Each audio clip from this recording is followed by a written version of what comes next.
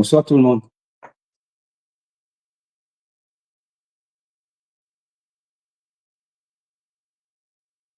Je vais voir si je peux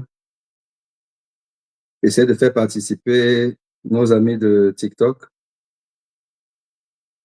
parce que j'ai pas encore le logiciel qui permette d'avoir Facebook, YouTube et TikTok en même temps. Euh, alors,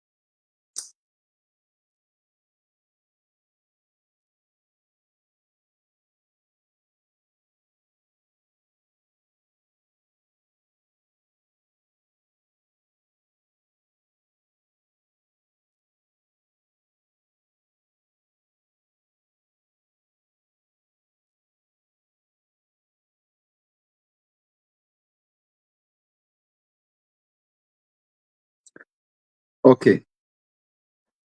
Donc là, si je fais ça, alors où est-ce que je vais mettre, je peux regarder ça. Si je mets, ouais. Là, je fais un peu le système D, hein. Je fais le système D avec, en mettant TikTok sur mon faux téléphone là que vous voyez. Je vous ai demandé de m'acheter un téléphone, vous ne voulez pas. Et alors, ça veut dire que pour vous suivre, je vais essayer d'aller. Je vais avoir je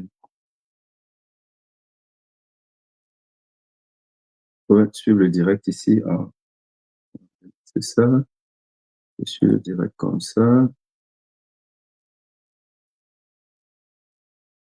Allez, si vous êtes là, mettez quand même un petit commentaire pour que je sache que je suis vraiment écouté.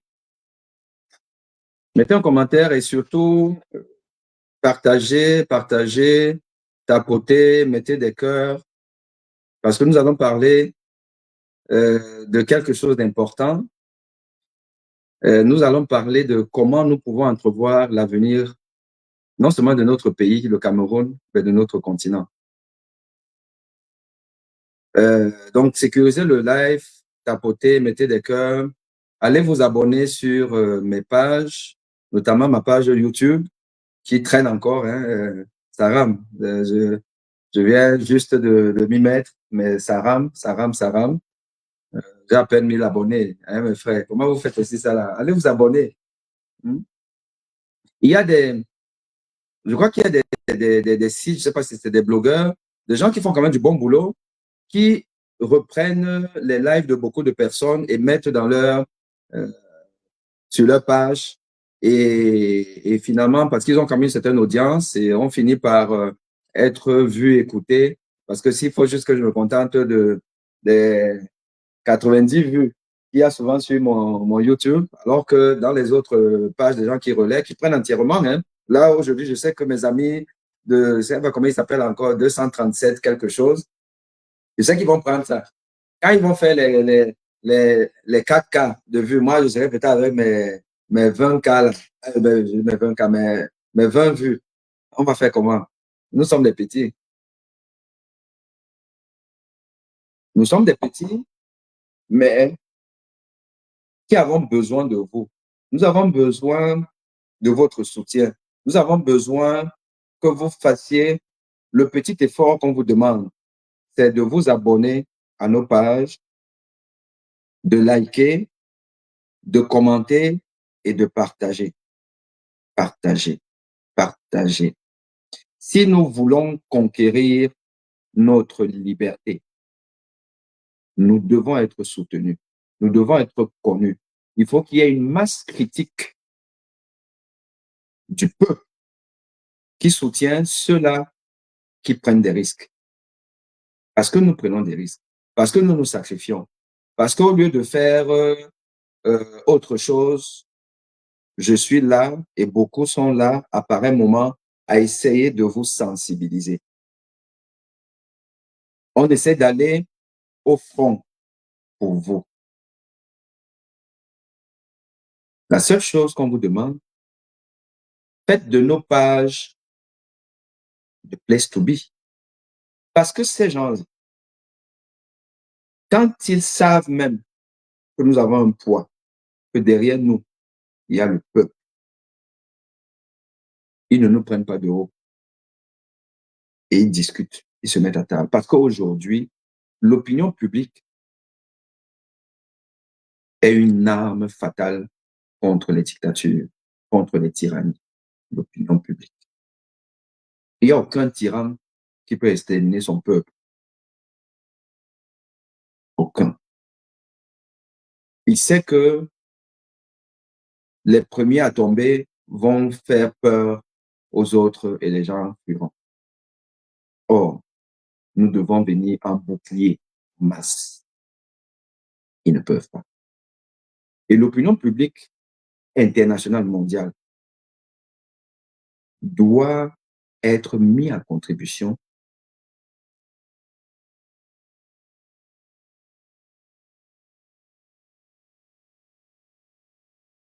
cette opinion publique doit réellement être mise en contribution pour que nous ayons l'adhésion de cette opinion publique. Autant nos dictatures, nos tyrannies s'en foutent d'une certaine manière, hein, s'en foutent un peu de leur opinion publique. Mais une opinion publique asceptique, une opinion publique spectatrice, une opinion publique euh, qui attend le cas suivant, au suivant. Et les dictatures africaines savent que, bon, ça va faire du buzz et puis ça va passer à autre chose. Alors que les opinions publiques occidentales, elles, tant que le problème n'est pas résolu, elles s'accrochent, elles demandent des comptes. Elles demandent des comptes à leurs euh, élus, qui sont leurs employés, qui sont à leur service. Un président français ne fait pas ce qu'il veut. Un président français ne peut pas se permettre, même dans son congé officiel, parce qu'ils ont tous droit à des congés, et c'est souvent euh, entre juillet et août. Et la résidence du président français, c'est le fort de Briançon, tout le monde le sait. Et que même quand Macron, cette fois-ci, avant, c'était Hollande ou Sarkozy, quand ils étaient en vacances au fort de Briançon, ils étaient toujours connectés. Il ne pouvait pas se passer un événement sérieux en France. Et qu'on dise que le président se repose, le président en congé, il a un séjour privé, mais il se porte bien. Où ça? Où, peuple camerounais? Où? On a vu ça où? Vous savez seulement insulter les Français quand il faut les insulter, mais il faut les respecter. Il faut respecter le peuple français. Le peuple français qui ne donne pas de cadeaux à ses dirigeants. Déjà, un président de la République ne peut pas prendre d'affilée un mois de congé. C'est impossible dans le monde. Macron n'a jamais pris un mois de congé d'affilée. C'est impossible. Alors maintenant, on nous dit que le vieux, il se repose. Quand la Constitution dit 45 jours, donc il va dormir, être silencieux pendant 44 jours. Soyons un peu sérieux. Soyons sérieux. Vous me dites que M. Paul Biya a aimé le travail. Quelqu'un qui passe son temps à se reposer en Suisse. Et j'ai suivi aujourd'hui, dans une interview que Jean-Bruno Tagné avait donné à Joseph Owona, qui est décédé par son âme. Joseph Owona qui dit que le président, il travaille. Même quand il est en Suisse, il travaille. Parfois, je lui amène souvent les dossiers là-bas. Parfois, il travaille même mieux en Suisse. Regardez-moi les dirigeants camerounais. Vous me dites que c'est un intellectuel, professeur de droit, qui dit ce genre de choses. Que le président de son pays travaille mieux à l'étranger que dans son pays. Et que les dossiers importants partent du Cameroun pour la Suisse, pour qui travaille ça là-bas. Je dis encore que si on n'est pas capable d'être sérieux, bêta, on dit aux Blancs que bon, venez encore nous coloniser parce que vraiment, nous, les nègres, là, on ne connaît rien. Mais on ne peut pas avoir des gens qu'on considère comme nos intellectuels insulter l'intelligence africaine. Est-ce que Macron peut passer son temps, allez, prenons même en Espagne ou au Canada, et qu'on nous dise qu'il travaille mieux étant à Montréal qu'à Paris. Et donc, les dossiers importants, lui, sont amenés à Montréal. Nègres, noirs, peuple black. On a fait quoi pour mériter ça? On a fait quoi? Alors, mon ami Tagné, toujours en poste. Hein? Un Dieu donné. J'espère que tu vas bien. Aimez-vous tristesse? C'est quoi tristesse? Pourquoi tu dis tristesse? Je ne sais pas trop ce que tu veux dire. Amadou Soulé, les amitiés. Claude Detam, merci d'être là. Soyez bénis d'être là ce soir. Nous allons donc aborder le sujet qui nous intéresse aujourd'hui. Où est Paul Biya? France ou pas France? Hôpital Percy ou pas hôpital Percy?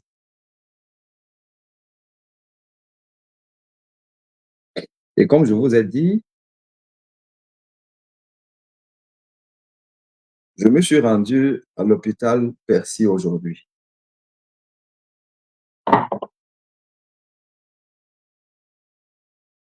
En fin de matinée, j'y ai été.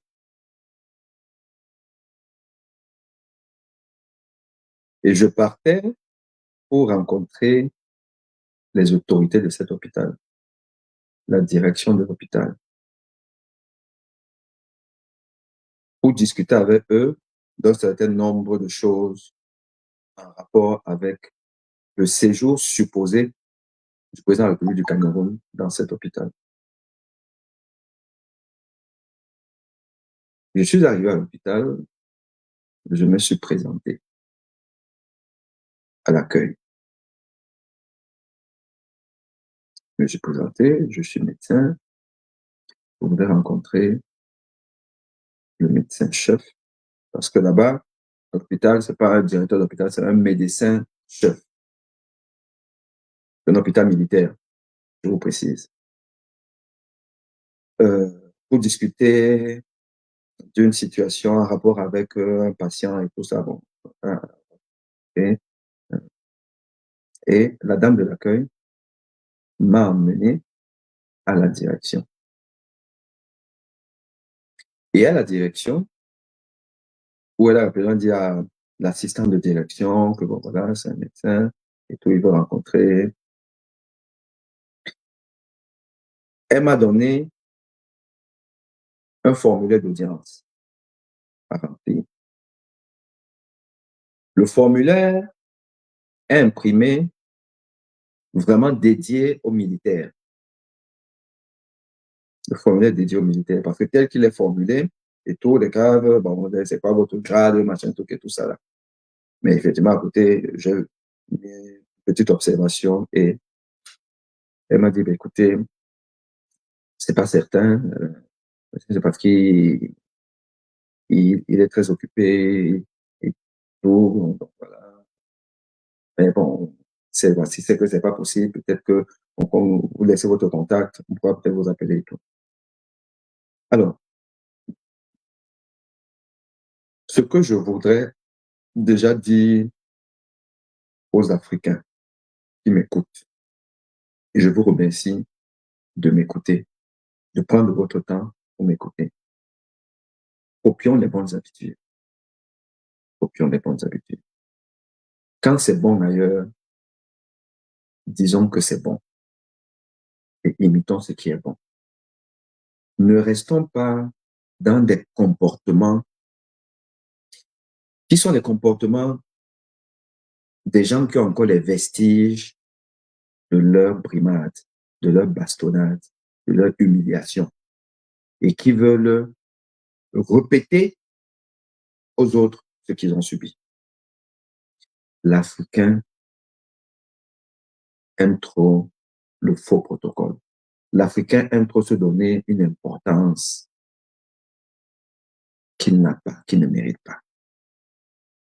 Je peux vous avouer, quand vous arrivez dans cet hôpital et quand vous allez à la direction de l'hôpital, vous voyez, je pense que j'ai publié ça sur l'une de mes publications de la journée, vous voyez sur le mur le tableau de la liste des médecins-chefs de cet hôpital.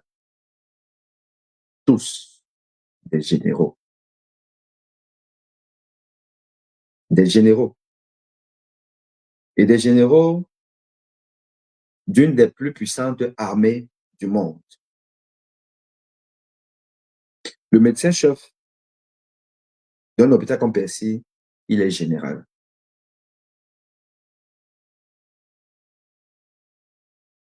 Son adjoint est colonel plus ou général. C'est des gens qui sont dans les stratégies de guerre. C'est des médecins, mais c'est des généraux. Donc, ils sont dans les stratégies de guerre parce qu'il faut même des stratégies qui permettent de faire courir le moins de risques possible aux militaires pour avoir le moins de dégâts possible. C'est des gens qui, quand il y a une crise qui touche la France et qu'il faut discuter des stratégies, c'est des gens qui sont convoqués à l'Élysée et qui expliquent au président de la République ce qu'il faut faire. Et je vous dis que moi, le petit médecin, sans avoir eu un rendez-vous au préalable, j'ai été reçu aujourd'hui par un général d'armée.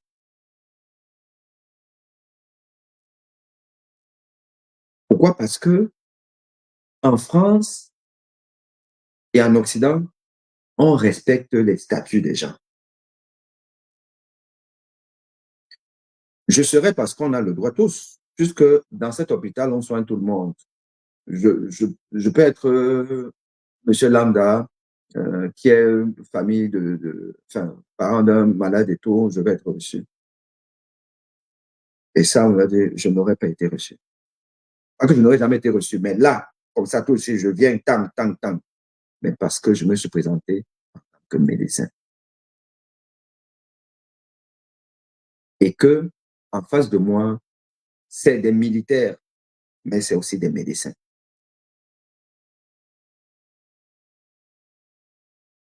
Et, rapidement, on m'a donc dit que le médecin-chef, il est dans les réunions, c'est compliqué, mais que son adjoint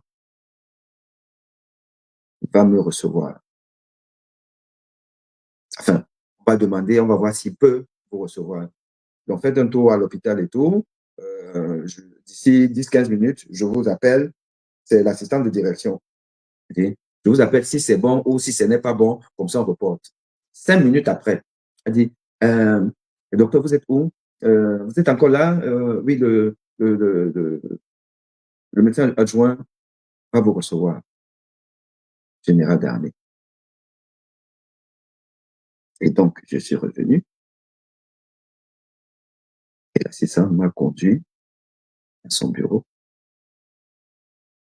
et j'ai vu le général se lever, me saluer et me demander de m'asseoir. Alors, qu'est-ce qui va pas? Quel est le souci et tout? Mais j'avais déjà, dans ma demande, j'avais mis un peu l'objet. Voilà. Mais déjà, de prime abord, vous voyez un monsieur sportif, relativement jeune, qui n'a pas la bédaine de nos généraux du Cameroun, là, au ventre. Les gens sentent que même le sport, il n'a pas fait depuis, je ne sais pas combien d'années. Que s'il entend même que les balles sifflent quelque part, là, il va d'abord, enfin, oui, il va marcher vite parce que courir, même, c'est compliqué. Non, ce n'est pas les généraux du Cameroun. C'est un sportif, voilà, tout calme, qui écoute beaucoup, parle peu, de temps en temps, il fait une remarque, il acquiesce ou il exprime un désaccord et on avance dans la discussion. Et il y a des choses que j'ai appris rapidement parce que je suis formé aussi pour ça. Écouter les patients tous les jours, on sent que non, ici, là, c'est ce que ça veut dire. Il veut dire ceci. Voilà, tac, tac, parce que c'est la grande muette. La grande muette, on ne parle pas. Et on a eu une discussion d'au moins 30 minutes. Mais avant de rentrer dans ce vif du sujet, je veux dire que, une fois de plus, j'ai essayé de scruter l'environnement de l'hôpital. J'ai essayé. Il se passe rien. Il se passe rien. On n'a pas l'impression euh, des personnes aux aguets et tout qui suivent. Non, calme absolu. Calme absolu. Mais j'ai aussi d'ailleurs appris du général que le week-end dernier, il y a eu un attroupement de Camerounais qui venaient justement manifester. Bon, ça, parce que moi, je n'ai pas suivi cette actualité, ça, je veux le dire. Mais je l'ai appris comme ça. Mais il m'a confirmé qu'il y avait des Camerounais là. Alors, de quoi on a parlé?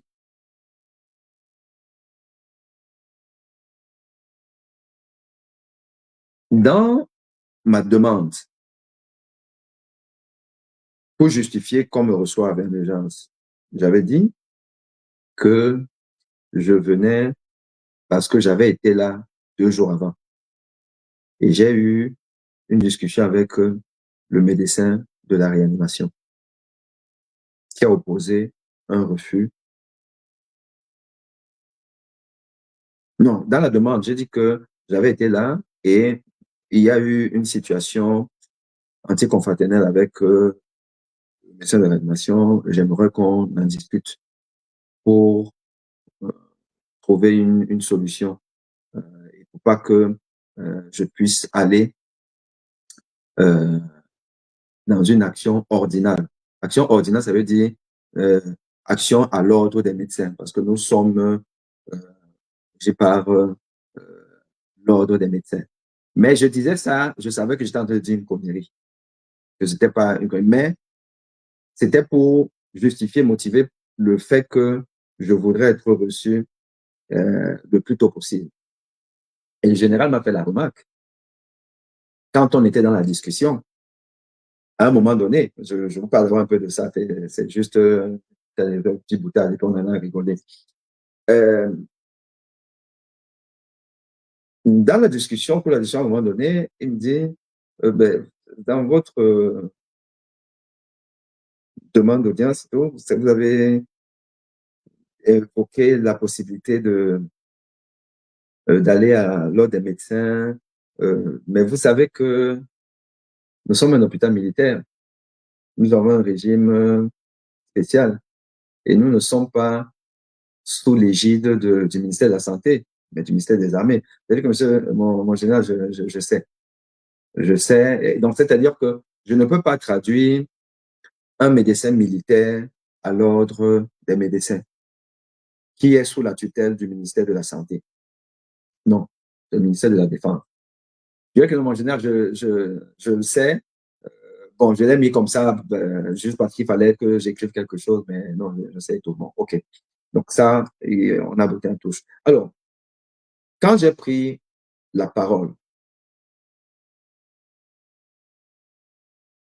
j'ai dit aux responsables de l'hôpital que, mon général, j'étais ici là il y a 2 jours, vers 21h. Je suis venu et je suis allé en réanimation. J'ai rencontré la réanimatrice. Je me suis présenté à elle et je lui ai dit pourquoi j'étais là. Je que je venais voir un malade spécial, qui est le président de la République du Cameroun, si jamais il était là, et que je voulais. Et quand j'ai dit ça, effectivement, je crois qu'il y a eu une petite réaction. C'est après que j'ai compris, puisque c'est après qu'il m'a dit que les Camerounais étaient déjà là le week-end dernier et tout. Et ma consoeur m'a dit qu'elle ne peut pas. Qu'elle ne peut pas me dire s'il est là ou pas parce que elle ne peut pas divulguer le secret médical et tout. Voilà. Je lui ai dit que je comprends. Et qu'elle m'a d'ailleurs menacé d'appeler la sécurité. Et je lui ai dit que ce n'était pas la peine parce que je ne compte pas m'opposer à sa décision. Voilà. Et je lui ai donc expliqué les raisons pour lesquelles je venais là. Parce qu'en fait, je lui ai expliqué que je viens là parce que j'ai la curiosité d'un Camerounais et j'ai la curiosité de quelqu'un qui est victime de ce système. Et que le système a d'ailleurs failli me tuer, m'assassiner. Et donc, c'est pour ça que j'étais là. Et que quand elle m'a dit que elle ne peut pas, ok, j'ai pas discuté, je suis reparti. Mais sauf qu'en partant, je me suis quand même rendu compte qu'elle avait alerté la sécurité, puisque on m'a interpellé et à la sortie, on m'a même demandé mon identité et j'ai compris que si je ne donnais pas, je sortais pas. Donc, c'était un peu comme si j'étais pris en otage. Et que ça, je n'ai pas apprécié parce que je ne pense pas que j'ai été euh, outrageant. Je ne pense pas que j'ai opposé une certaine résistance et tout. Et donc, une consoeur n'a pas besoin de ça. Et alors, à ce moment-là, le général, il m'a dit que, oui, mais vous savez que nous sommes un hôpital militaire, donc c'est assez strict. Ici, là, c'est pas comme les hôpitaux classiques. Donc, mais moi, on me demande, quand je viens, on peut me demander ma peine. Donc, c'est pas ça le problème. Je dis que oui, je sais, mais le problème, c'est que j'étais en train de sortir. Bon, si je sors un peu, il n'y a pas eu un souci particulier, qu'il n'y a pas besoin de ça, mais je comprends que c'est à cause du motif de mon arrivée là. Et le motif, c'est quoi? C'est que j'étais à la recherche d'une haute personnalité qui est certainement utile pour la France. Parce que, bon, comme vous le savez, nous souffrons des rapports entre la France et l'Afrique. que nous appelons communément la France-Afrique. Nous sommes victimes de la France-Afrique. Et on a du mal à comprendre que la France continue à héberger, cajoler, chouchouter les dictateurs d'Afrique. Genre, vous savez qu'il y a la dictature en Afrique. Vous savez que c'est des dictateurs. D'ailleurs, comment est-ce qu'on ne serait pas dictateur, un tyran, si on vient se soigner en France ou en Suisse ou ailleurs, alors qu'on est président de tout un pays? Mon général, vous savez que l'Afrique est plus riche que l'Occident. Vous savez que le Cameroun a un sous-sol plus riche que la France. Comment se fait-il que nous soyons indépendants depuis 1960, mais nous continuons à dépendre de la France? Nos chefs d'État continuent à se soigner en Occident, en France. Pourquoi? Parce qu'ils ne veulent pas investir dans le médical, dans le soin, dans des hôpitaux dignes de ce nom, comme cet hôpital-là. Cet hôpital, ça peut être en Afrique, peut être au Cameroun. Mais pourquoi il n'y a pas ça là-bas? Parce que eux, ils savent qu'ils se soignent ici chez vous. Oui, mais mon général, tout le monde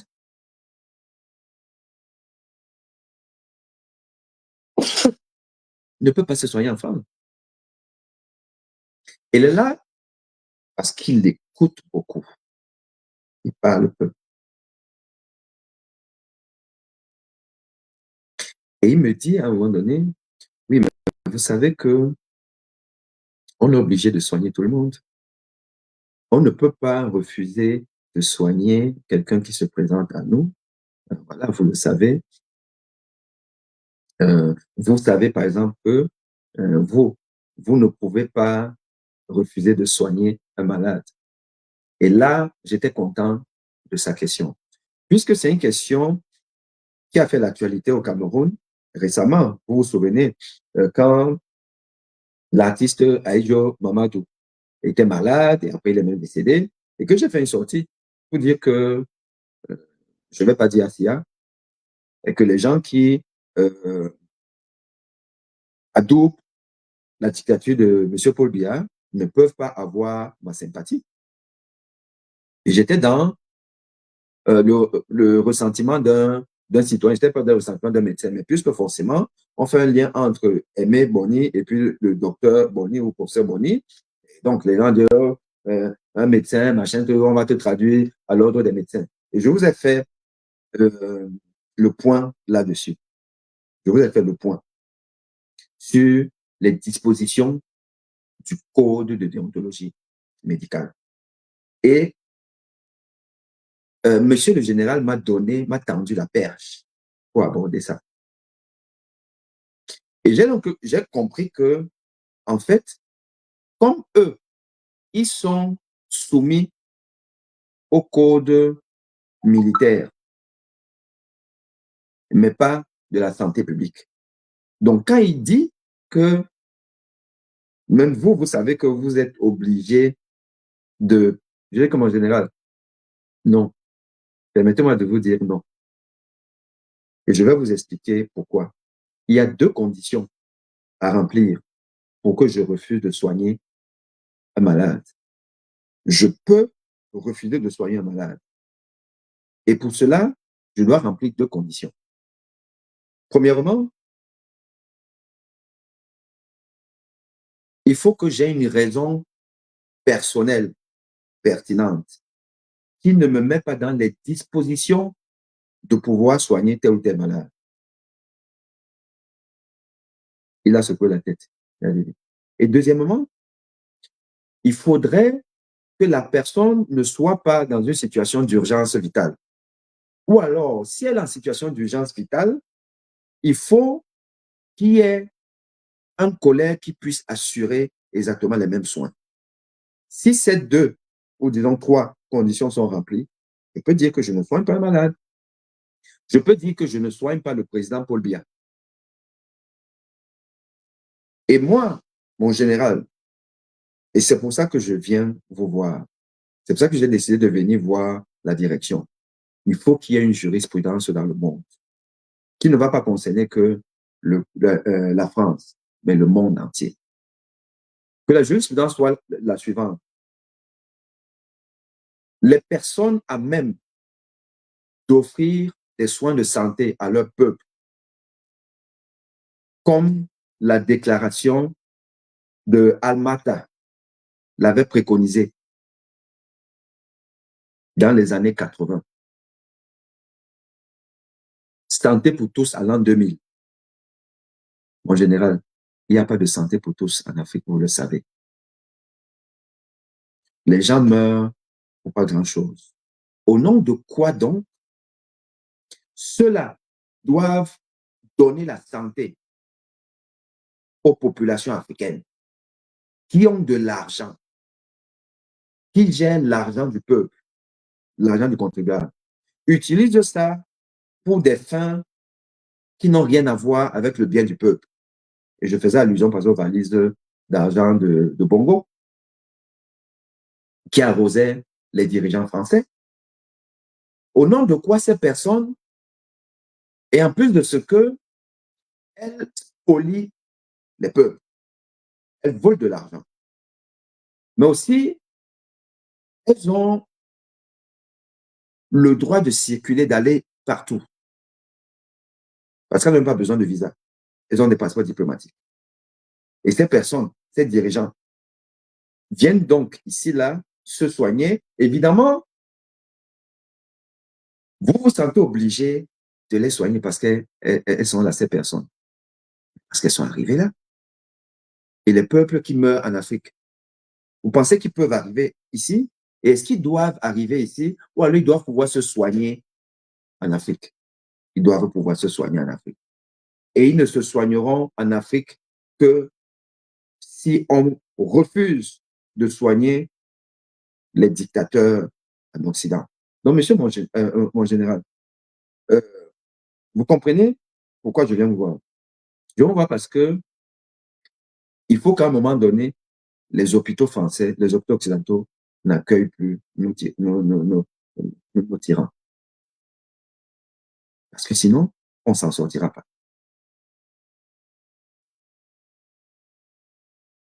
Et il a secoué la tête avec un petit sourire au coin. Ça voulait dire que ça se comprend. Et à un moment donné, il a dit, je suis d'accord avec vous sur un certain nombre de points.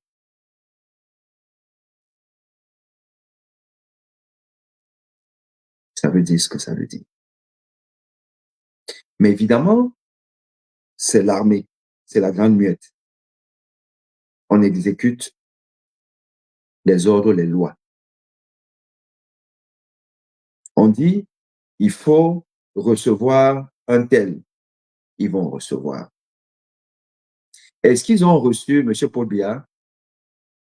Alors, la question a été abordée à un moment donné. Il a dit, ce pourquoi vous êtes venu ici, là, vous n'aurez pas de réponse. Il est là ou il n'est pas là, je vous dis que vous n'aurez pas de réponse à votre question. Avec un petit sourire au coin. C'était pour confirmer que c'est la grande muette. La grande muette ne parle pas. Et vous pensez que ces présidents-là sont fous? Ils vont dans des hôpitaux militaires parce que c'est la grande muette. Il a même fallu un peu de temps pour que l'information du séjour de Chirac à Percy soit divulguée. Or, c'était quand même le président de la France, avec tous les journalistes qui ont toutes les entrées possibles. Voilà. À plus forte raison, si c'est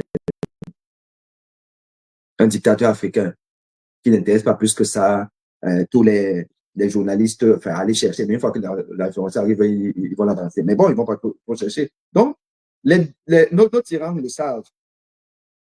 Et comme ils sont en complicité avec leurs amis, leurs patrons occidentaux, ils leur disent, bah, écoute, vraiment, la situation, c'est là. Il y a une place là-bas à PSI, ou alors je ne sais pas trop où, parce que vraiment, il ne faut pas qu'on sache que je suis là. Et non. Ils sont disciplinés là-bas. Tout le monde, le personnel euh, soignant, c'est des militaires ou des paramilitaires, ou ils ont de la culture militaire. Et donc, il y a toute cette ambiance qui fait que c'est compliqué à savoir. Donc, on ne sait pas, je ne peux pas vous dire en toute honnêteté, est-ce que il a été là-bas ou il n'a pas été, est-ce qu'il y a encore, ainsi de suite. Je me dis que vous n'aurez pas de réponse à votre question. Maintenant, chacun peut interpréter comme il veut. Mais le fait est que, et pour moi, c'est ça le plus important. Le fait est que les dirigeants africains, et même camerounais, sont déjà passés dans cet hôpital. Et il y en a qui passeront encore. C'est d'autant plus qu'ils ont au moins aujourd'hui la preuve que là-bas, c'est la grande muette. Ils savent que c'est la grande muette. Qu'aller à l'hôpital américain ou à, je ne sais pas trop, quel autre hôpital, bon, les gens te balancent l'information, hein, qu'il est là, voilà, mais sa chambre là-bas et tout. Là-bas, non. Or, qu'est-ce qu'il faut donc faire?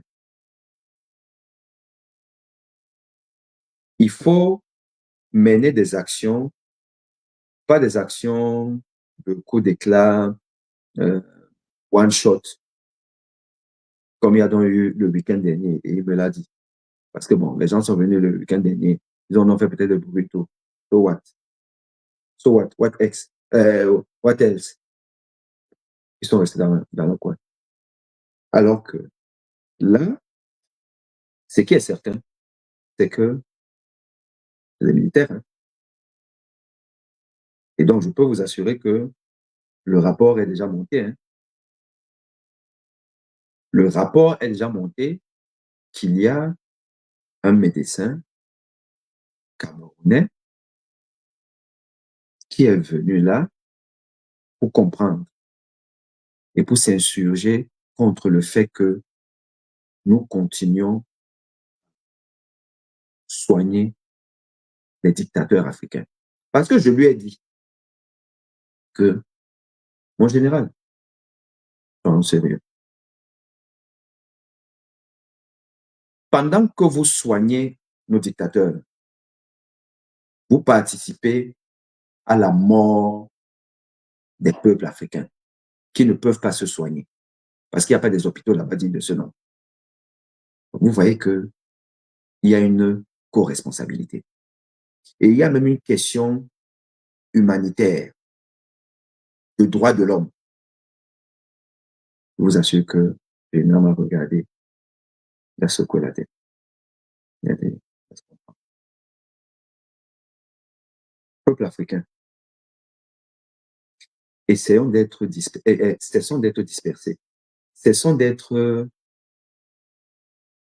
des embrouillés, des agités. Non. Les gens qui vivent en Occident, qui connaissent les codes de l'Occident, savent que les grandes victoires se gagnent dans la méthode. Dans la méthode. En essayant de s'appuyer sur le droit, sur les lois. Ou alors, quand il y a une vacuité, provoquer la jurisprudence. La diaspora africaine doit s'organiser. Je me répète, la diaspora africaine doit s'organiser. il y a beaucoup de compétences. Et les compétences doivent se mettre ensemble pour arriver à renverser l'ordre des choses. Je peux vous assurer que aujourd'hui, j'ai la conviction d'avoir été compris. Dans le sens où ma venue à l'hôpital 2 jours avant, aujourd'hui, la hiérarchie a compris pourquoi ce monsieur était là. Parce que, à un moment donné, il a insisté sur le fait que, ben, vous savez que vous êtes médecin, vous savez que euh, on ne, vous ne pouvez pas venir pour ce pourquoi vous êtes venu. Vous savez qu'il y a le respect du secret et tout. Je vais comme en général. Vous imaginez que je le sais. Vous imaginez que quand je venais, je le savais. Mais vous savez aussi que l'être humain peut braver tous les interdits du monde pour sauver sa peau. Moi, j'ai failli mourir. J'ai failli être assassiné. Et j'ai perdu et je perdrai encore des membres de ma famille pour le manque de soins dans mon pays. Et vous comprenez que celui qui est capable de résoudre tous ces problèmes-là, si j'apprends qu'il est quelque part chez vous, je vais venir avec l'espoir qu'on ne sait jamais. Je vais le voir et lui demander, Monsieur le Président, êtes-vous sérieux? Êtes-vous un humain? Savez-vous qu'on tue les gens dans votre pays pour leur opinion? Savez-vous qu'on assassine les journalistes, les, les enseignants, la société civile, quand on ne vous fait pas allégeance? Savez-vous qu'on meurt au manque d'aspirine dans votre pays? Monsieur le Président, comment vous faites ça? Et que mon général, en venant ici, c'est avec la conviction que si je le vois, je lui poserai ces questions. C'était pas dans l'intention d'être violent, de le brutaliser. Non, mais poser de manière républicaine des questions que normalement un peuple doit pouvoir poser à son président. Mais c'est un président qui est absent. C'est un roi inaccessible au Cameroun. Mais il peut aller se mouiller à la cérémonie d'ouverture des Jeux Olympiques, se mouiller sous la pluie. Mais au Cameroun, vous ne pouvez pas le voir. Donc, si je ne peux pas le voir au Cameroun et que j'apprends qu'il est en France, en général, je viens. Donc, vous comprenez un peu le sentiment qui m'animait quand je venais ici. Oui, ça se comprend. Donc, en réalité, il y a une fenêtre de tir pour provoquer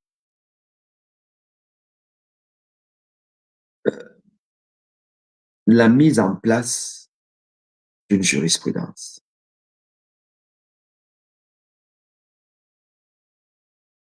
Et ça passe par une réflexion globale entre le côté sanitaire de la chose, le côté juridique de la chose, le côté humanitaire de la chose, et beaucoup de choses, pour qu'on arrive à démontrer, ce n'est pas aux militaires, eux sont là pour exécuter, mais aux hommes politiques, à l'opinion publique, à la société civile occidentale, qu'on ne peut pas continuer à spolier les Africains par un tourisme médical qui ne profite qu'aux élus. Parce que si vous avez un problème compliqué en Afrique, vous êtes un citoyen lambda, vous allez crever. Pendant que le mec qui a même des revenus, un statut lui permettant de se débrouiller pour venir payer ses soins en France, lui, il va bénéficier de la caisse commune des évacuations sanitaires. Et que ça, Pour quelle raison même il devrait avoir des évacuations sanitaires vers l'Europe? Pourquoi? Qu'est-ce qui manque?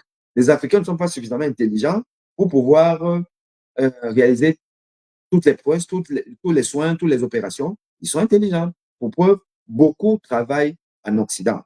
Aux États-Unis, au UK, au Canada, en France, en Belgique, partout, vous avez des Africains. La seule chose qui manque, c'est l'équipement. L'équipement, c'est l'État. Il faut financer les soins.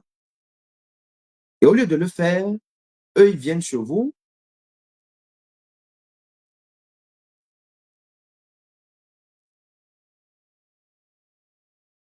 Sur TikTok, quelqu'un me dit d'autres créateurs veulent co-héberger. Ça veut dire quoi? Accepter ou pas accepter, c'est pas trop ce que ça veut dire. Donc, au nom de quoi on va donc pérenniser cette situation? Et nous, les Africains, cessons de subir, cessons de subir, cessons de subir. Parce que là, actuellement, on crie, on pleure, oh, il est où, il a percé, oh, il n'est pas percé, oh, il est en Suisse, un machin, truc là, et tout. Après, pas, demain, comme peut-être par miracle pour lui, il va réapparaître comme, oh, ben, il est en forme, il est debout, machin, truc là. So what? Et puis, au suivant. L'affaire, elle est classée, on est passé à autre chose. Mais pendant qu'on passe à autre chose, des milliards sont passés par là, dépensés, encaissés par le trésor public français, par l'armée française, si c'est qu'il est apprécié, par les Suisses, ainsi de suite. Et on est toujours pauvre, peuple africain. Arrêtons ça. Arrêtons ça. Prenons les choses en main. Créons des collectifs. Écrivons des mémorandums. Allons rencontrer les politiques. Parce que ce que j'ai eu aujourd'hui en rencontrant le général d'armée, en fait, c'était juste parce que c'est l'hôpital et puis bon, qu'ils sachent que, bon, voilà, voici ce qu'on pense, voici ce que je pense, et que ceux qui sont venus là le week-end, qui ont fait du boucan, comprenez pourquoi ils font du boucan. Enfin, je ne sais pas s'ils ont fait du boucan, mais pourquoi ils sont venus là? Parce que ce n'est pas possible. On a envie d'être chez nous, de vivre en Afrique, vivre paisiblement en Afrique. Vous pouvez partir, même si vous partez en vacances en Afrique, vous partez, vous priez que vous n'avez même pas même un 37,5 de température. Parce que si ça arrive directement, ouais, les gens cherchent déjà le, euh, combien d'avions là, bon, je vais à, je ne sais pas de quelle compagnie pour changer ça et pour anticiper son retour en France. Ce n'est pas normal. Nous ne pouvons pas vivre en 2024 comme nous avons vécu en 1970, en 1980, 1990. Les Africains ne peuvent pas accepter qu'ils soient perpétuellement spoliés. Parce que l'argent que dépensent les contribuables africains pour les évacuations sanitaires des élites, cet argent-là, dépensé par an, par le Cameroun par exemple, cet argent construit 10 hôpitaux comme Percy.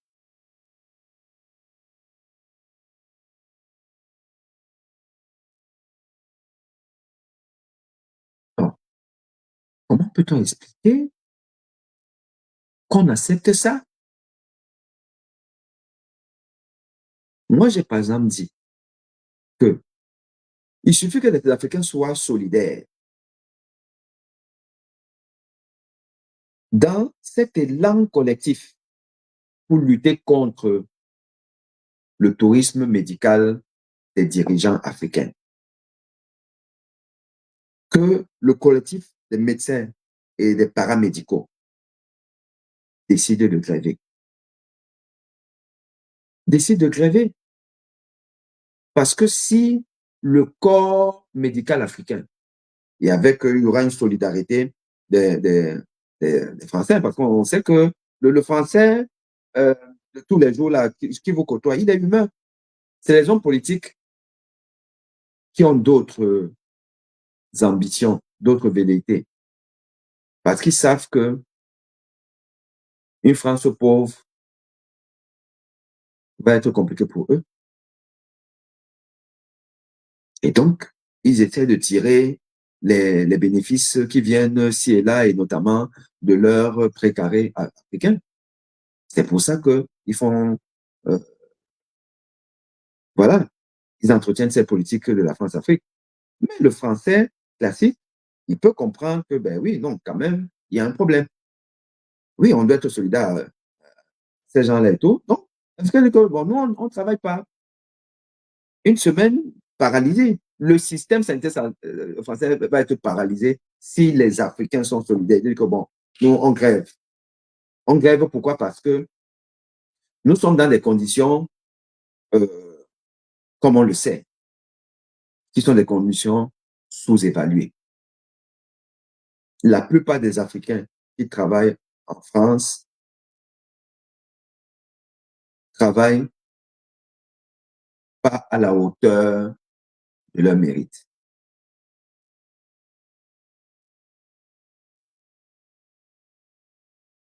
Il faut vraiment se battre et s'être fait violence. Donc, ils seraient plus heureux en Afrique avec la reconnaissance qui va avec si les conditions de travail et de rémunération étaient meilleures. L'immigration, le saignement des pays africains vers l'Europe, le Canada notamment, mais c'est dû au fait qu'il y a la tyrannie dans nos pays. Qui dit tyrannie dit mauvaise gouvernance. Donc nous devons pouvoir euh, gérer ce problème. Parce que c'est une fuite en avant qui ne dit pas son nom. Ah, je vais aller au Canada. Oh, je vais aller, machin, etc. Oh, machin, vraiment, je n'appelle votre pays là. Non. Il faut simplement que le pays aille mieux. Pour que le pays aille mieux, il faut obliger ces tyrans-là à faire autrement. Or, ils ne peuvent pas demain parce qu'ils sont programmés pour être médiocres. Parce qu'ils sont médiocres et ils ne peuvent qu'être médiocres. Mais on doit donc les obliger, déjà, à quitter le pouvoir, et ça, c'est les peuples africains qui doivent se battre. Mais deuxièmement, les obliger à se soigner en Afrique. Parce que si maintenant, Kobia ne peut plus se soigner en Europe, il va être obligé de construire des hôpitaux au Cameroun. Et nous devons donc obliger les Occidentaux, les hommes politiques, les parlements à voir le problème sous un autre angle. Sinon, on paralyse le système. Si tous les Africains qui travaillent en Angleterre disent que, bon, eux, ils laissent l'affaire là pendant une semaine, le système anglais va être paralysé. Et ça, c'est vrai partout. Donc, ayons des actions ordonnées, coordonnées, qui appellent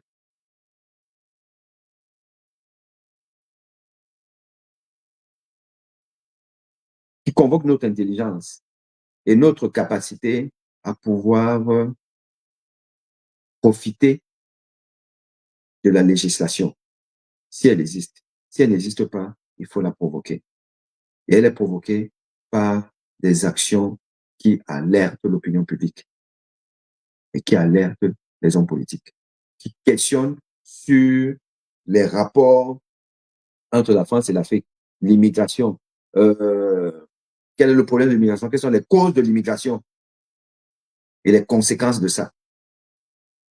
Il faut avoir une réflexion globale sur la question. Donc, je termine en vous disant que moi, après mes 2 séjours, mes 2 visites à l'hôpital de Percy, je reste un peu sceptique sur la présence de M. Paul Biya dans cet hôpital. Il y a des éléments en faveur, mais il y a aussi des éléments, je dirais peut-être en défaveur, ou qui rendent impossible d'être affirmatif. Voilà.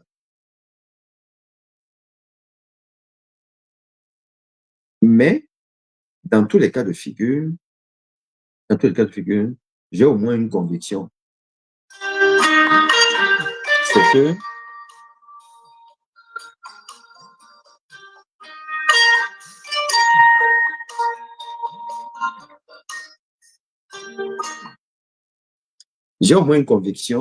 c'est que il est déjà passé par là, ou du moins, des gens sont déjà passés par là. Je veux dire, j'entends bien les dirigeants, et qu'ils ont une attitude qui est claire. C'est que nous, à partir du moment où on reçoit, on soigne. À partir du moment où on reçoit, on soigne. Oh, mais arrête aussi là, c'est pas toi qui téléphone là. À partir du moment où nous recevons, nous soignons. Voilà. On reçoit tout le monde. Mais le problème, c'est que, en fait, c'est les privilégiés qui reçoivent.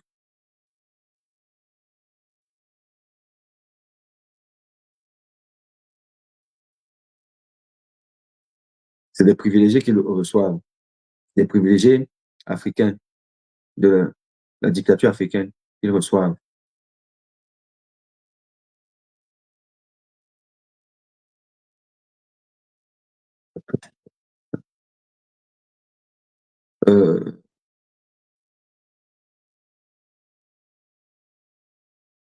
Et nous devons les amener à ne plus recevoir des privilégiés.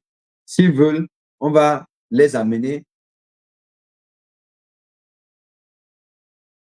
on va amener chez eux toute la misère d'Afrique. Mais serait-il d'accord qu'on leur amène toute la misère d'Afrique? Je ne pense pas.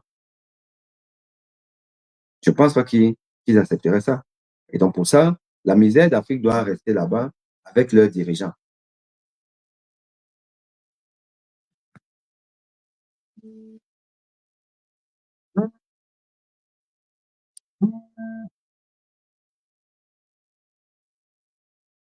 La misère africaine doit rester là-bas avec leurs dirigeants. OK? Donc, qu'est-ce qu'on va faire demain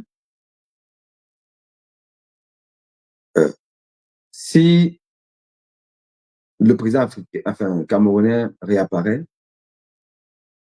Alors, nous, juste nous dire que, bon, voilà, il est là, il est en forme et tout. Ou alors, nous allons quand même questionner cette absence interminable qui a quand même duré, qui aura duré presque 45 jours.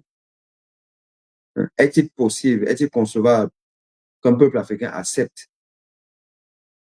une telle absence de son dirigeant? On était habitué à ça. Mais oui, il nous habitue à ça. Mais sommes-nous obligés de continuer à l'accepter? Devons-nous aller encore vers une pénitence de 7 ans l'année prochaine où les absences vont être de plus en plus répétées? Non. À un moment donné, peuple africain, peuple camerounais, il faut savoir s'arrêter. Il faut savoir dire stop. Il faut savoir dire stop. Et nous devons le dire de manière ordonnée et d'une seule voix. Par la présence aux urnes. Carte d'électeur. Venez. Faites votre job. Une fois que vous avez fait votre job, les hommes politiques doivent faire le leur. La sécurisation des votes. Et être dans la contestation si jamais il y a matière à contester. Avec un peuple qui va être solidaire. Et à la diaspora, il faut aller vers ceux-là qui sont considérés comme les bénéficiaires de la mauvaise gouvernance de nos dictatures, des hommes politiques occidentaux, notamment français. Il faut aller vers eux, leur demander d'arrêter ça. Il faut s'organiser. Il faut faire du lobbying. Et il faut sensibiliser l'opinion publique française et occidentale. Il faut provoquer la tenue des débats dans les commissions parlementaires. Qu'une loi soit votée. Et on ne va pas me dire que non. Au nom de quoi on peut interdire à un être humain de venir se soigner? Non. On doit interdire à un être humain qui refuse à un autre être humain de se soigner, lui-même de se soigner. On doit pouvoir susciter une jurisprudence qui veut que tu es un dirigeant. Tu ne peux te soigner que dans ton pays. Tu es un dirigeant de premier plan. Tu dois te soigner dans ton pays parce que tu as les moyens de mettre en place au minimum une structure sanitaire de référence qui pourra tout soigner, donc tout soigner. C'est ça.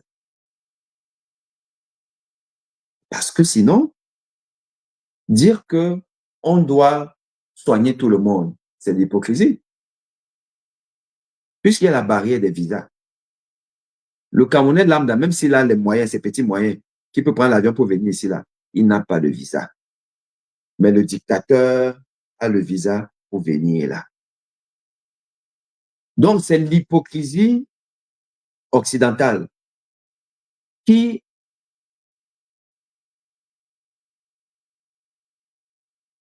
aime bien profiter de la mauvaise gouvernance. Puis c'est cette mauvaise gouvernance-là qui crée les raisons du tourisme médical.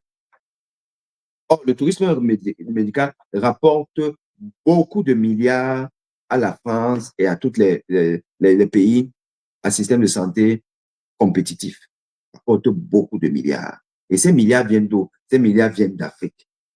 Le continent le plus pauvre, pas en ressources naturelles, mais en liquidité, en infrastructure, en biens de service, en revenus monétaires. Le continent le plus pauvre, c'est lui qui dépense encore beaucoup d'argent pour les pays riches. Il y a une publication d'un travail de plusieurs organisations humanitaires et autres en France qui a conclu que la France doit investir dans la lutte contre la pauvreté. Parce que la lutte contre la pauvreté permet l'enrichissement du pays. Quand on lutte contre la pauvreté, on s'enrichit. Parce qu'effectivement, le pauvre, c'est celui qui est souvent malade, qui est mal éduqué. Donc, il ne connaît pas très bien les règles de prévention. Et parce qu'il est souvent malade, il coûte beaucoup à la société et il est peu productif. Et parce qu'il est peu productif, il diminue la richesse du pays puisqu'il ne produit pas de richesse. Donc, lutter contre la pauvreté, c'est favoriser l'enrichissement. Les dirigeants africains ont l'impression que, bon, il y a 1 milliard. Si je gère bien, je construis les routes, les écoles, les hôpitaux et tout, ça va me prendre le milliard là. Maintenant, moi, il va me rester quoi dans la poche? Donc, en réalité, il faut se dire que j'ai 1 milliard. Bon, je suis un être humain, on va toucher un peu. Je prends peut-être 10 millions. Et le reste, 990 millions, j'ai investi. Je construis les routes, je construis les ponts, je construis les, les écoles, les hôpitaux et tout. Je veux que les gens vivent mieux, sont mieux soignés, vivent longtemps, sont moins malades. Donc, passent le clair de leur temps à travailler, à produire. Il y a de la richesse, de la croissance et la redistribution de la croissance. Et donc, moi-même, je m'enrichis encore tout en ayant bien travaillé. Et en plus, je peux sortir bomber le torse, être vénéré par ma population, mes électeurs, parce que je fais du bon travail. Et je n'ai pas besoin donc de me planquer comme Al Capone, d'être où je suis malade, où je ne suis pas malade, on me cherche ici, là, mon avion est là-bas, ou peut-être faire diversion, moi-même je suis ailleurs, et tout ça là, j'ai 92 ans, et je fais la fémania, on ne sait pas trop où je suis, parce que je fuis les gens. Et pourquoi je fuis les gens? Je fuis les gens parce qu'ils ne sont pas contents. Pourquoi ils ne sont pas contents? Ils ne sont pas contents parce que je suis un feignant, je suis un paresseux, je suis un mauvais, un incompétent, j'ai rien fait, je mange tout seul, et eux, ils souffrent. Évidemment, ils ne sont pas contents. C'est pour ça qu'ils me cherchent. Ils me cherchent pour me faire ma peau. Mais parce que moi, je leur fais la peau tous les jours, depuis 42 ans. C'est pas compliqué. Cette posture, cette gouvernance de Paul Biya en elle-même traduit le fait qu'il a échoué. Que lui-même, il reconnaît qu'il est incompétent. C'est un homme compétent. Il va sortir, mais pourquoi vous me reprochez quoi? Je vous ai construit les routes, je vous ai construit les hôpitaux, moi-même je me soigne là, et tout va bien, mais pourquoi vous êtes méchant? J'ai fait quoi? Non. Mais là, il sait que ce n'est pas bon. Il sait que quand il va fermer les yeux, l'océan d'insultes, de témoignages négatifs. Si un cadavre peut mourir, Paul Biya va mourir peut-être même 10 fois. Tellement il aura été mauvais dans son parcours de vie. Mauvais, méchant. Et donc, il est obligé de se planquer. Voilà. Donc, c'est ce que je voulais vous dire, le point que je voulais faire sur ce qui s'est passé aujourd'hui à l'hôpital militaire, où ma visite dans cet hôpital avait une double dimension. Premièrement, on ne sait jamais, sans trop farfouiller, se demander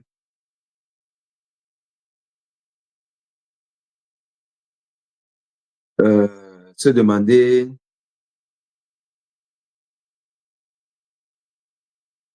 ce que, enfin, je lisais un message, c'est pour ça que j'étais un peu perdu. Alors, donc, je dirais que c'était pour savoir, est-ce qu'il y a un environnement qui a changé par rapport à ma première visite et tout? Est-ce que finalement, à tout hasard? Bon. Mais surtout, et c'est ça l'essentiel, le plus important, c'était d'aller discuter avec les responsables. Parce que il y a peut-être eu une fois, il y aura une deuxième fois, une troisième fois et tout. Puisqu'ils sont nombreux, ils sont partout. Ils sont à l'hôpital américain, ils sont dans d'autres hôpitaux, ils sont partout. Ils finissent notre argent, beaucoup d'argent. Des milliards de francs CFA, des millions d'euros. Beaucoup d'argent. Ils ne font que mourir en Occident. Après, il faut les rattraper. Donc, j'ai eu une écoute attentive d'un responsable de l'armée française, médecin-chef adjoint, général d'armée, qui m'a reçu tout respectueusement, et ça, en toute humilité, ce que nos dirigeants doivent apprendre à faire. Vous imaginez un général Lolo, Cameroun, en train de recevoir comme ça, là, à l'improviste, à la volée, un médecin qui vient se plaindre. Tu vas faire comment? Tu es passé par où? Tu es qui? Ton père, c'est qui? Qui t'a envoyé? Tu comptes sur quoi? Sur qui? C'est ça, les généraux Cameroun. C'est ça le Camerounais. Et quand tu vas même voir, il était même peut-être dernier de la classe quand il faisait son stage ici en France. Il ne sait même plus manier une arme. Il n'a jamais été au front. Mais il est important. Donc, ici, là, c'est dans la simplicité. On te reçoit, tu déroules tes arguments, tu comprends. Parfois, on est d'accord avec toi. On peut aussi ne pas être d'accord avec toi. Mais, au fond, il y a une impression positive qui sort de là. Mais il ne faut pas se limiter à ça. Il faut donc aller plus loin dans l'exigence de cette justice sociale. La justice sociale, elle n'est pas respectée là.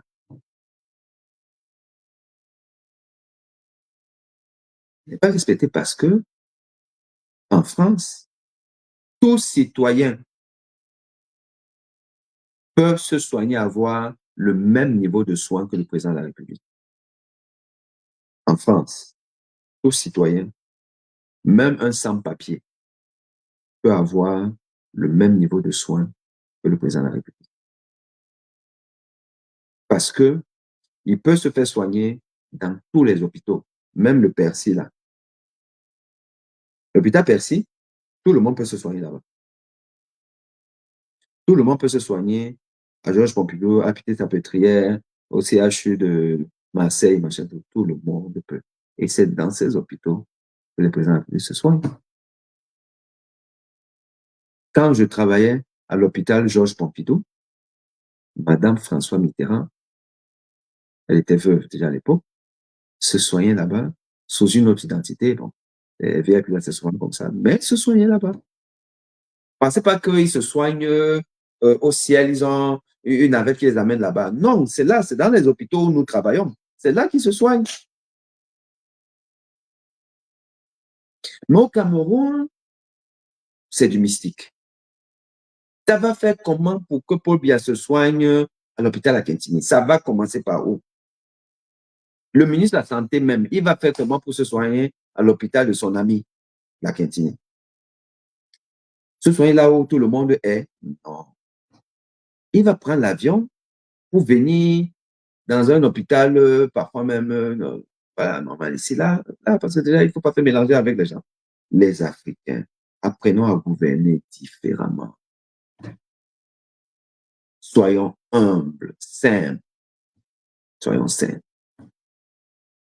C'est en plus, tous ces gens-là qui nous dirigent, qui à un moment de leur vie ont été en Occident,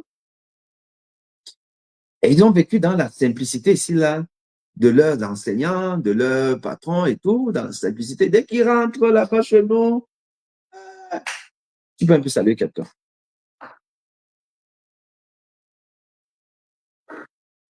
Voilà, chers amis. Alors, est-ce qu'il y a des... Je vois s'il y a des questions. Alors, Dieudonné dit, il n'y a pas d'homme politique au Cameroun. Il y a juste des opportunistes qui attendent leur tour. Ton scénario d'un Cameroun juste est utopique au regard du confort mental de la population. Ce n'est pas juste de dire nos leaders, car ces gens sont des traîtres placés à la tête de nos États. Ça, c'est Douala Ngando qui le dit. Gustave Wang dit, un dirigeant de premier plan qui ne fait pas confiance aux soignants de son pays ou aux infrastructures de son pays a échoué. Ça veut dire qu'il y a quelque chose qui ne marche pas. Donc, de mon point de vue, il est interdit à nos commis d'État de se soigner à l'extérieur du pays, juste pour une question de raison d'État. Absolument. Absolument. Et il faut qu'on aille vers ça. Voilà. Oui.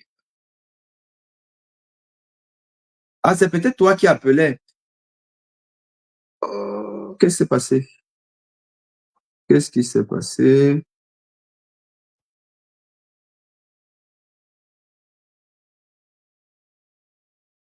Qu'est-ce qui s'est passé? Ah, c'est encore là. Oui, alors, pour ouvrir le live, rapidement, si les gens veulent intervenir, sur,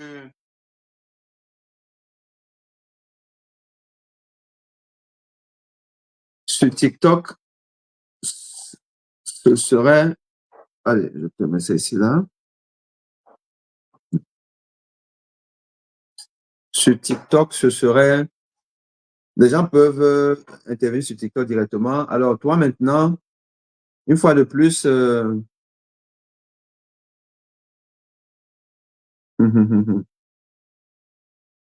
non, parce qu'il il me faut un deuxième téléphone. Il faut un deuxième téléphone portable pour que les gens puissent appeler. Parce que tu n'arrives pas, comme tu n'as pas, je pense que c'est ça, non? Tu n'as pas StreamYard. Donc, même si je mets le lien, tu peux pas intervenir par là. Bon, donc, je sais pas. Alors, Féno, de mémoire, Aïdjo avait une vision plus patriotique de ses centres de santé. Et Yaoundé école et ça, il a fait le CUS. L'un n'est plus vraiment à des dirigeants africains qui, un coup, viennent se réfugier en Occident. Des généralistes disent arrêtez de toujours accuser nos dirigeants. Ils ont la majeure partie des torts, c'est vrai, mais les Camerounais ne sont pas exempts de reproches. Mes amis de la diaspora, pour commencer, arrêtez d'envoyer de l'argent à vos frères, quoi et poivreaux au pays. Ce sera un bon début pour les forcer à se sortir des doigts du, voilà, et se battre pour le changement. Ah, voilà, c'est toi qui as appelé, donc c'est toi qui as appelé. Mais le problème, c'est que je suis sur. C'est ça le problème. J'ai vu que donc c'est toi qui appelais.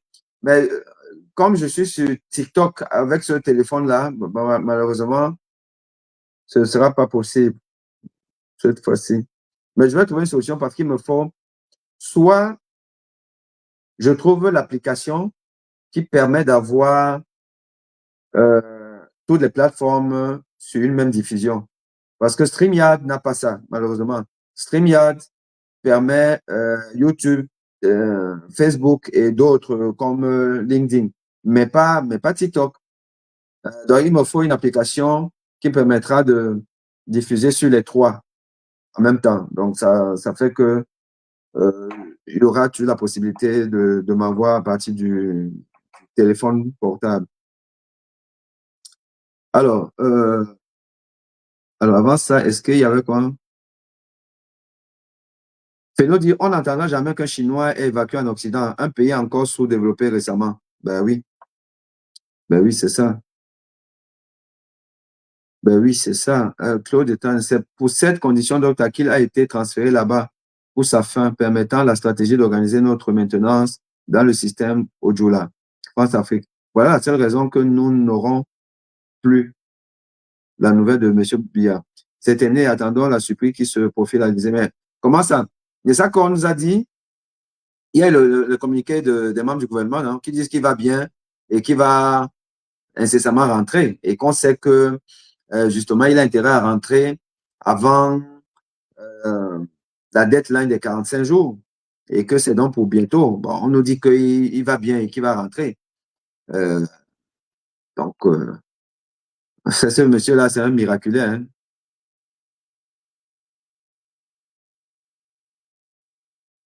Je me souviens, ça c'est Ekwe Kang Achille qui le dit, je me souviens encore de la mission dans cet hôpital de Yasser Arafat. À l'époque, ce n'était pas un secret. Oui, il y a des présidents pour lesquels ce n'est pas un secret. Ça dépend de chaque président. Si un président veut en faire un secret, bon, il fait la demande, les gens se débrouillent, mais on finit par savoir. Et puis, Yasser Arafat, n'oublions pas que c'était quand même compliqué de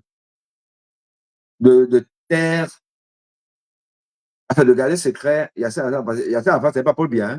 Hein. Paul Biya, tu demandes à un Français lambda qui est Paul Biya, il ne sait pas. C'est un président non-name. C'est nous, les Africains, les Camerounais, nous le connaissons parce que, bon, c'est quand même rigolo. Ou bien alors les Français qui qui ont entendu parler de lui, ils entendent que bon, il y a un type là, il a 92 ans, il est toujours président depuis 42 ans. Mais sinon, il n'intéresse personne. Il intéresse Macron, mais il n'intéresse pas l'opinion publique. Oh, Yasser Arafat, ça c'est autre chose. Voilà, donc Yasser Arafat, oui. Alors,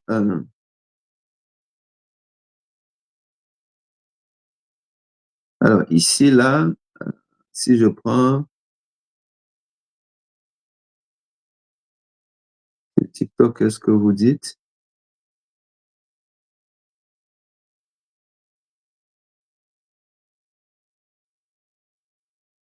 Bonsoir, savez-vous en France quel compte on pourra ouvrir avec une carte consulaire? Je pense que la question ne m'est pas adressée.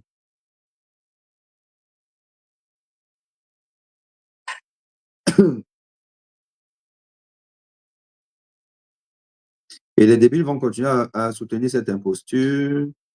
Pourtant, ce sont les médecins africains qui prodiguent ces soins en Occident. Ces soins en Occident. Oui, je vous dis que beaucoup de médecins africains soignent les Africains, les dirigeants africains en France, hein, parce que ils sont partout, on est partout. Euh, on a tous eu à soigner des hauts dirigeants de nos pays, hein. Et quand ils sont là, ils se font tout petits. Et tu rentres quand? Tu rentres quand? Tu rentres quand? N'importe quoi. Une fois que tu es rentré là-bas, tu constates qu'il n'en a rien à cirer parce que toi, tu es rentré, mais lui continue à venir. Et il va voir d'autres Africains ou des Blancs, il va toujours se soigner là.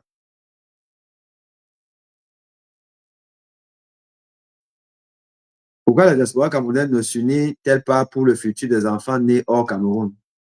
Bon, après,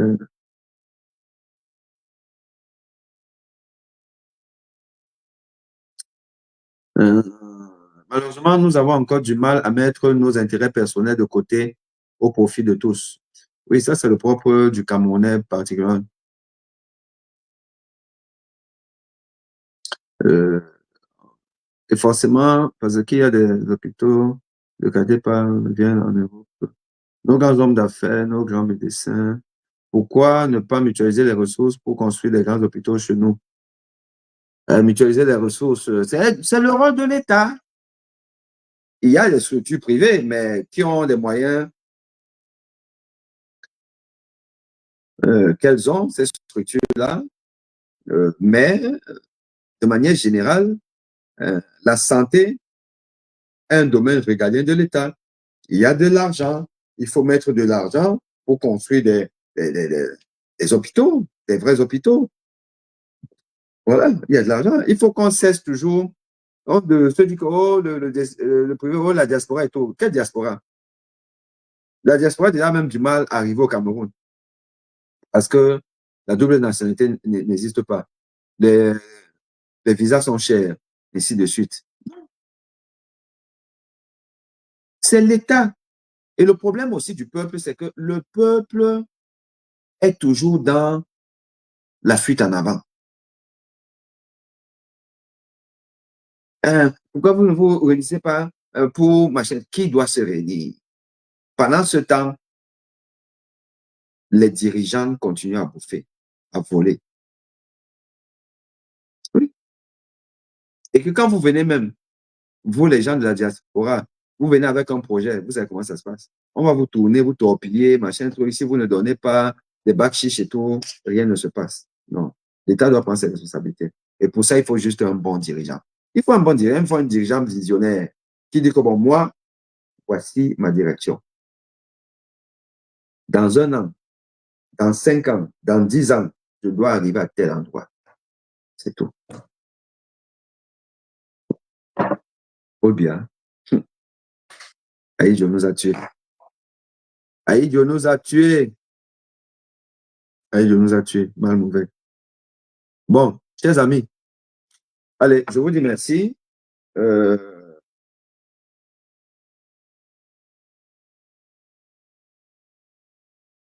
et on reste en contact.